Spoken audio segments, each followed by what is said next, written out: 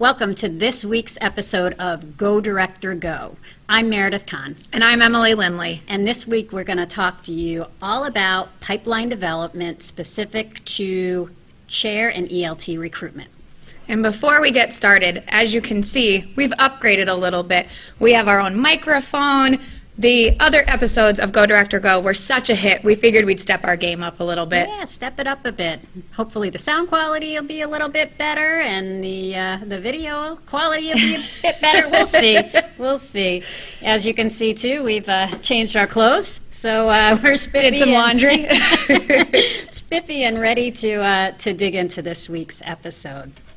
So, Emily, before we really dive into developing a pipeline around chair and ELT, which is so important, let's talk about why it's so important. Absolutely, yeah.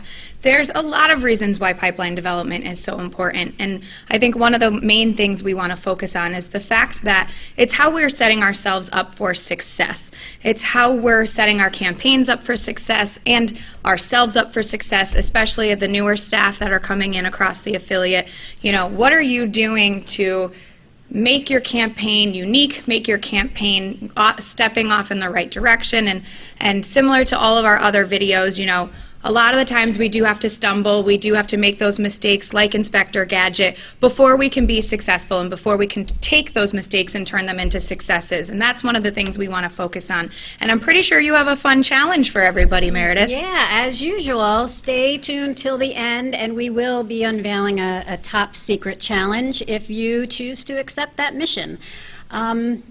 So you talked about setting ourselves up for success and the importance of volunteer leadership. We can have a campaign without leadership, but it is so much more difficult to have that campaign because as we know, we rely on the leaders in our community to really not only help us create the vision of our campaign and inspire others to see that vision and want to create change and impact in the community, but they're the ones that really have the influence. Mm-hmm. I used to joke and say as much as I wanted to believe that every phone call I made, somebody was going to call me back, that just didn't happen. And so having those partnerships in the community with high-level, influential people that can, again, help you not only open up doors, but see that vision of the campaign and see and relay the impact that we're making in the community is just so important, and it makes our campaigns that much easier. So let's talk about before who that person, identifying who that person could be. Let's talk about some characteristics or what the ideal person would look like in a campaign. Right, and as we move forward, when we're talking about characteristics, and we really refer back to our best practices because that's why they're there, you know. It's how this works best, you know, and we talk about it through everything. We have best practices for all of the segments of our campaigns, whether it's leadership or participant income or sponsorship. And so today we're obviously focusing on leadership, but what are those best practices and what do they look like? And then why do we have them? And you and I have talked about before, you know, it's really proven. It shows us how we can be successful. So when we're looking at individuals like potential chairs or ELT members, we want those individuals to be top-level executives. We want them to be those influencers in their community. You know, as you just said, who's going to get a call back? An employee from the AHA? I mean, maybe if you're really lucky, or if you leave a really good voicemail, or somebody who has that connection and who has that clout in the community and is really well respected and attends all of the chamber events and is well known. And beyond that, now we have someone who's an influencer. We have someone who's known.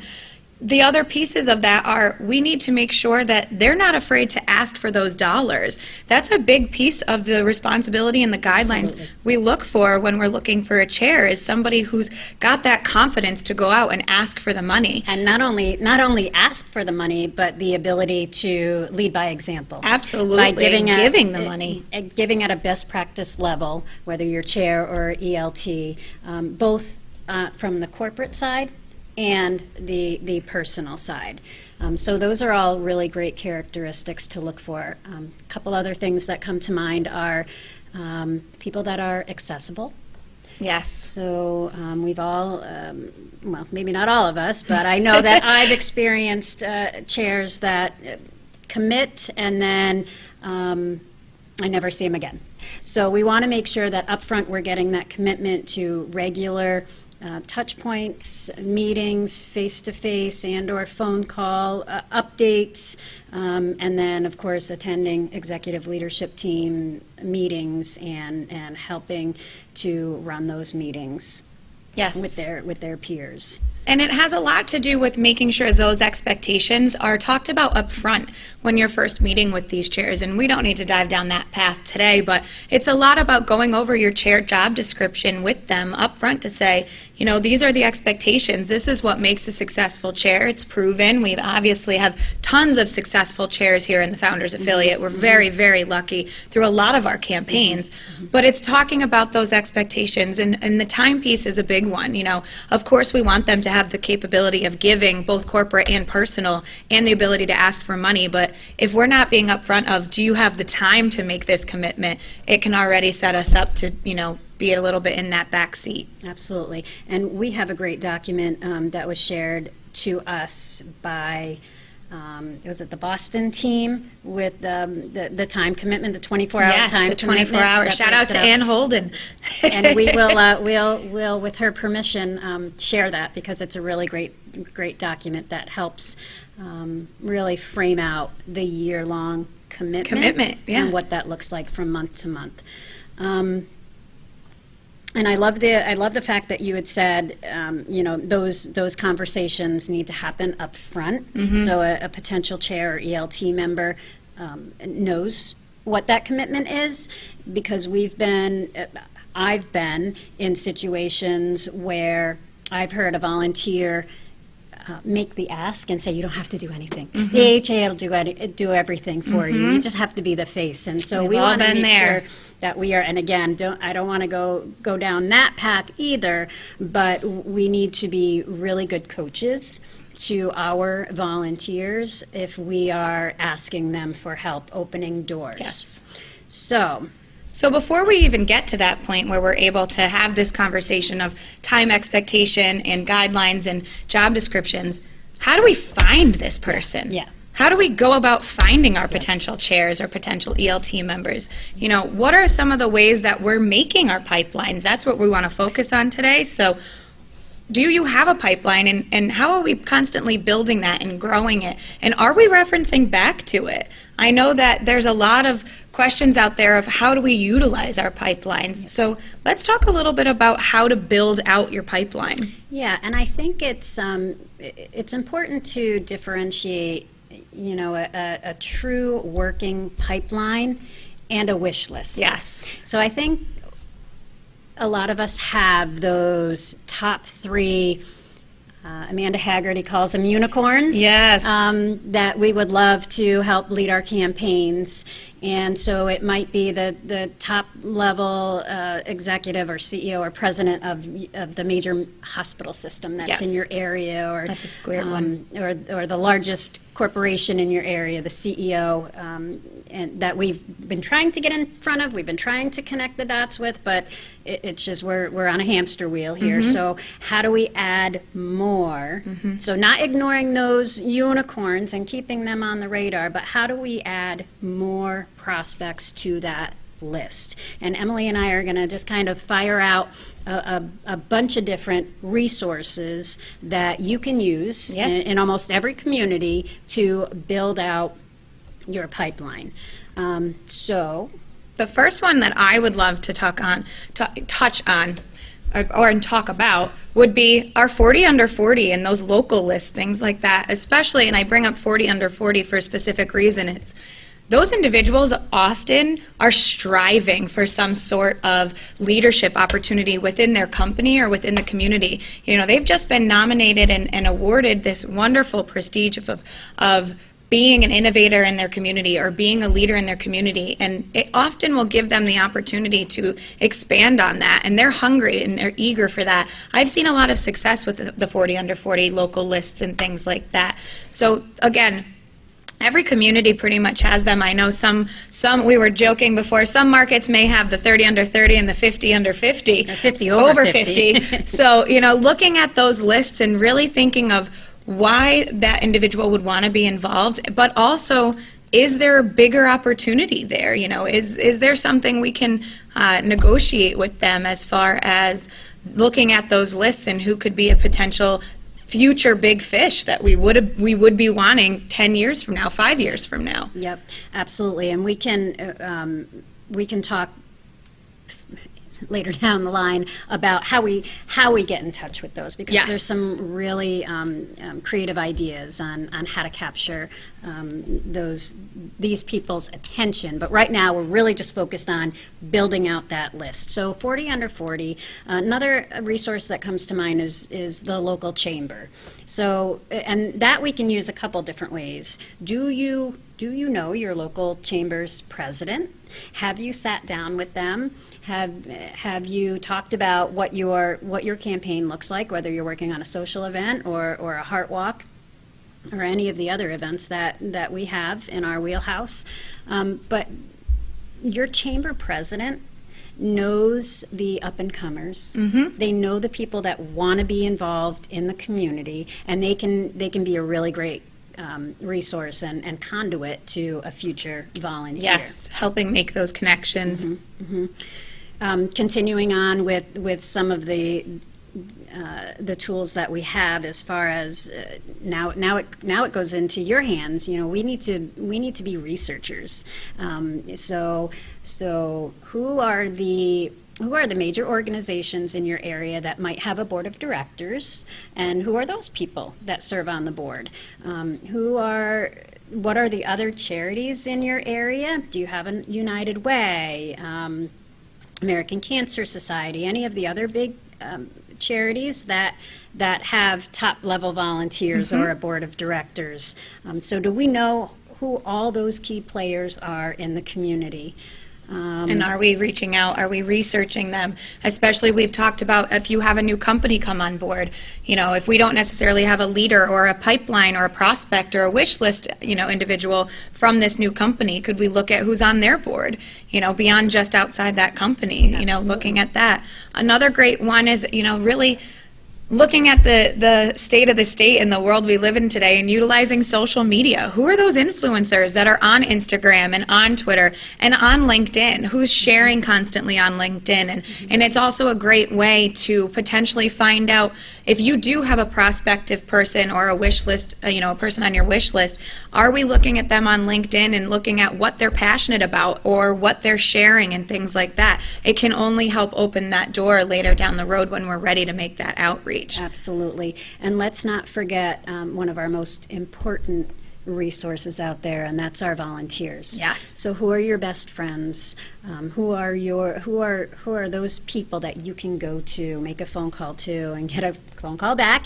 and sit with them and brainstorm with them about who they feel would be a good fit with the American Heart Association. Who are we not thinking of? Right. So don't forget about your top volunteers, along with past volunteers. Who is a past chair that might have rotated off, serving on another committee or another campaign, that we can just go back to and say, you did it so well, we would love for your advice on who could do it well along with you. Talking about, and I love the point that you just made of talking about our volunteers across the board and not just focusing on who's our current ELT members or our current chairs or things along those lines. We've had a really, really in-depth discussion over the past few months in our affiliate about stewarding and stewardship plans and chair engagements and things like that. So how do those conversations help us and transition us to developing our pipelines and developing prospects? And one of the things that I think we all struggle with, and sometimes this conversation doesn't necessarily come naturally, is when we talk about thinking outside of the workplace, we often are saying, who are your colleagues, or who do you see at chamber events, or who would you like to be involved? And a lot of the times those conversations are very focused on business and who they see within that 9 to 5 or 8 to 5 day. Yeah. And instead, when we talk about stewarding, we're saying send articles on if their son or daughter's soccer team won the championship, and we're sending off those articles to say congratulations, to show that we're thinking of them. Those types of stewarding and touch points could generate a conversation of, well, maybe there's another parent on that soccer team that is a high-level executive or a newcomer in the community, and they would love for them to be involved. So, again, I think there's a lot of opportunity here, and sometimes we just have to think a little bit outside the box. Yeah, and help our volunteers think outside the box as well. Great points, great points. Do we want to talk about the volunteer recruitment committee I think meeting? so. I think Okay. it's time to move on. Okay, so we've got, we're going to summarize, we need to be researchers in our community, and we need to know and solicit the help of our volunteers to know who's who, to build out that pipeline. And we talked about a lot of resources. One thing that I see is making a comeback, and for those that have been around for a little while, they remember the Volunteer Recruitment Committee, or we called them INRs at one point. But we are seeing success in certain markets utilizing this strategy. And in short, a volunteer recruitment committee meeting is a group of volunteers, ideally C-level volunteers, high-level influential people in the community that come together for what we recommend, a 90-minute meeting. Yep. So it's a very short-term commitment, 90-minute meeting to brainstorm potential leaders in the community. And there are specific rules, and it should be done in a certain way, and we have tools, resources, Outlines, agendas, talking points, exactly how these meetings should work. To make sure we stay on task. Yep. So if you're interested, please reach out to us, and we'll also link in the email some resources around the Volunteer Recruitment Committee meeting. And what am I missing? Well, I think a piece of it, and when we're talking about this Volunteer Recruitment Committee meeting, it's getting these individuals together to brainstorm. But what happens if somebody says, oh, well, we're going to get way, ambitious, and we're going to put Dr. Oz, or we're going to put Oprah, or we're going to put these big names on here. We as staff need to make sure we're honing that in and having that conversation. And I think that's a great touch point for why we have these tools and resources and these agendas, because we need to make sure there's structure. Because, of course, we could all put these really big fish, but I guess the point we want to make here is, if no one in the room has a direct connection to an individual, we really need to back them off. And this recruitment committee meeting is about realistic partners that we could be working with and realistic relationships that we could be developing, versus just adding more and more of those wish list individuals that potentially multiple other organizations are reaching out to, or are just untouchables. Yep. Really great point. And to continue with that, or to kind of sum it up, the part of the rules of this meeting is for each volunteer to walk away with a list of individuals that they can 100% commit to picking up the phone, making the call, making the introduction, and getting us a meeting. So, hey, if you have a volunteer that says, yes, I can get Dr. Oz on the phone tomorrow, hey, more power to you. But in reality, most of the cases, that doesn't happen. And that's not a reality. So it's a 90-minute commitment for the volunteer around a brainstorming session. We walk away with a list of potential ELT or chair prospects, and then the committee members have a time frame in which they follow up. So everybody needs to agree with that time frame, and it should be a real short, within a week or 2 weeks, these phone calls are made, the outreach is made, the introduction is made, and ideally that volunteer will go on a meeting with us. Yes, very important. Very important to try and have that volunteer with us on that meeting. And to your point, this is a short-term commitment. This is this 90-minute meeting with maybe a few weeks after a follow-up, but it's ideal for somebody who necessarily can't make that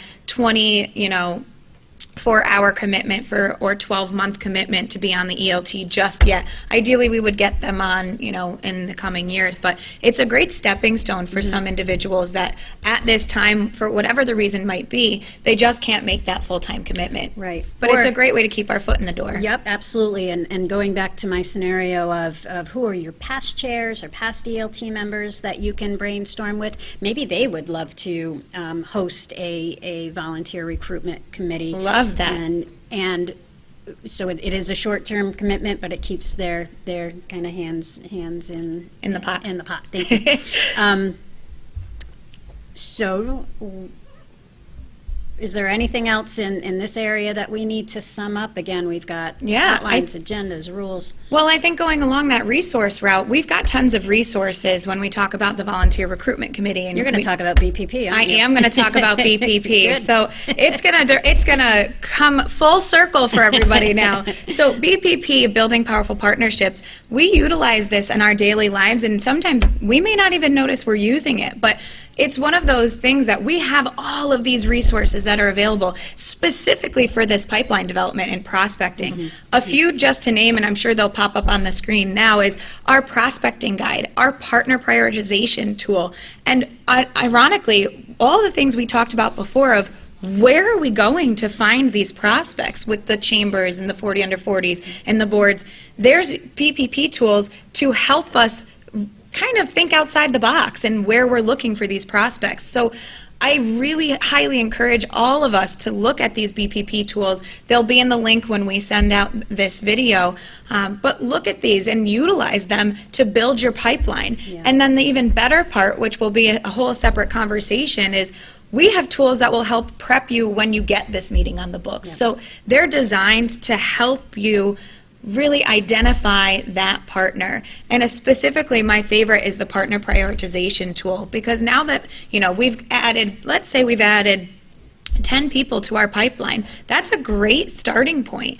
But now our partner prioritization tool can help us really map out who of those individuals are where we want to start, and who are those individuals that we thought were going to be phenomenal prospects that might actually surprise us and either aren't measuring up as high as other individuals, or in the adverse are measuring higher than we really thought they were. So again, I highly recommend utilizing them, because it can be enlightening, and when you're looking at their capabilities and things like that when we go back to our best practices. Yep, great. Lots of great points there. So there's that little step. So we talked about prospecting, and then we talked about how we have that conversation, or the tools that we have to when we do get a meeting. But there's that step. How do we get that? How do we get that meeting? And so that brings you to Your brings us to challenge. our top secret challenge, which is we want you to come to us with who you want. Who do you want as your next chair or to serve on your executive leadership team? And let us help you strategize about how to get him or her. Let's set some time aside, take a look at your top prospects, and figure out how we can make the connections, so then we can dive into what that conversation looks like. So that's the piece that we would love for you to focus on, and we would love for you to accept this mission. Yes, we look forward to hearing from every one of you on who you want, who is your challenge, who comes to your mind when you hear this challenge. Absolutely. Thanks, guys. Thanks. Go, Director, go.